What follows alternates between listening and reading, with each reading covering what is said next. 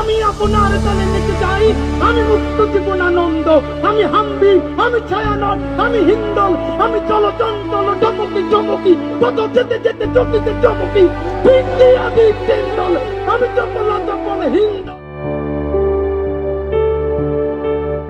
শরীফ ওসমান হাদী, একটি নাম, একটি লড়াই, অসমাপ্ত কত শত প্রতিশ্রুতি, অবিনাশী সাহস আর অপরাজেয় প্রতিবাদ, একটি কণ্ঠ যা অনুগত নয়, প্রতিবাদের প্রতীক।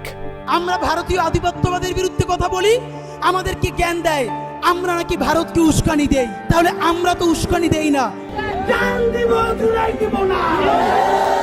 কথা রেখেছেন তিনি, জীবন দিয়েছেন কিন্তু আপোষ করেননি।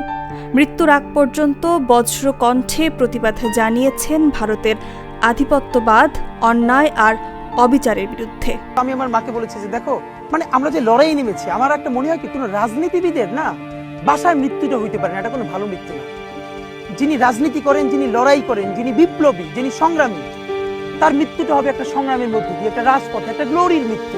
আমি তো ভীষণভাবে প্রত্যাশা করি, আমি ছোটবেলা থেকে এই স্বপ্নটা দেখি, অনেক জায়গায় বলেছি যে একটা তুমুল মিছিল হচ্ছে অন্যায়ের বিরুদ্ধে, সেই মিছিলের সামনে আমি আছি, কোনো একটা বুলেট এসে আমার বুকটা হয়তো বিদ্ধ করে দিয়েছে, এবং সেই মিছিলে আমি হাসতে হাসতে আমি শহীদ হয়ে গেছি। তার স্বপ্নই যেন সত্যি হলো, রাজপথে বুলেটের আঘাতেই মৃত্যু হলো তার, যে মৃত্যু কাঁপিয়ে দিল গোটা দেশ। লাল সবুজের কফিনে বন্দী হয়ে ফিরলেন বাংলাদেশের সন্তান।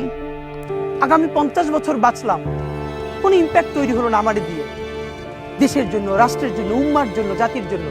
কিন্তু আমি ধরেন 5 বছর বাঁচলাম, সেটার মধ্য দিয়ে যদি আগামী 50 বছরের ইম্প্যাক্ট তৈরি হয়, তাহলে অনেকদিন বেঁচে থাকায় কি সাফল্যের বলেন?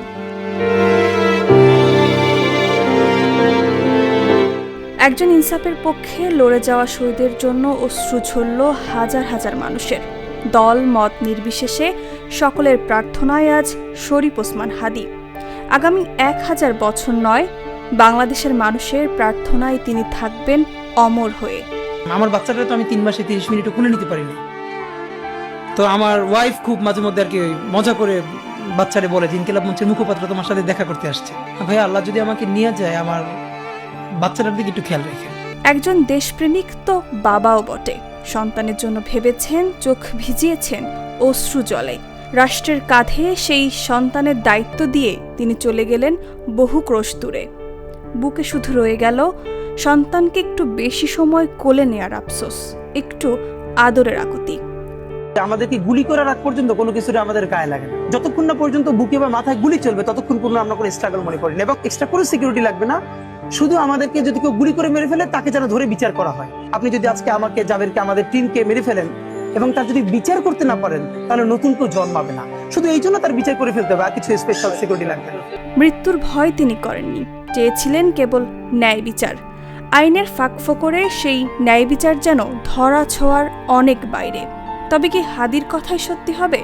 দেশের মাটিতে জন্মাবে না আর কোনো হাদী? নাকি ন্যায় বিচারের আলো দেখবে জাতি, যেই আলোয় আবারও হাদিরা হাসবে ইনসাফের হাসি? আমি উন্মাদ, আমি সন্তান, আমি পৃথিবীর ধরিত্রী, কোনদিন চিরউন্নত মানুষই। এমন জীবন তুমি করিও গঠন, মরিলে হাসিবে তুমি, কাঁদিবে ভুবন। ইনসাফের পক্ষে লড়া এই ক্ষণজন্মা রাজনীতিকের অকাল প্রয়াণে সত্যিই আজ কাঁদছে বাংলাদেশ। হাদীর প্রত্যাশার মতোই তিনি অল্পদিন বেঁচেছেন, কিন্তু রয়ে গেলেন লাল সবুজের ইতিহাস হয়ে।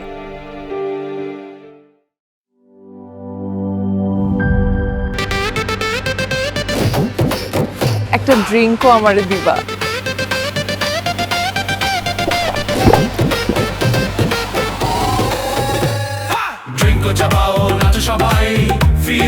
ড্রিঙ্কো হাতে তোমার বিয়ের, হলুদের অথবা রিসেপশনের নাচের ভিডিও #ড্রিঙ্কো দিয়ে শেয়ার করে জিতে নিতে পারো সিঙ্গাপুর হানিমুন ট্রিপ।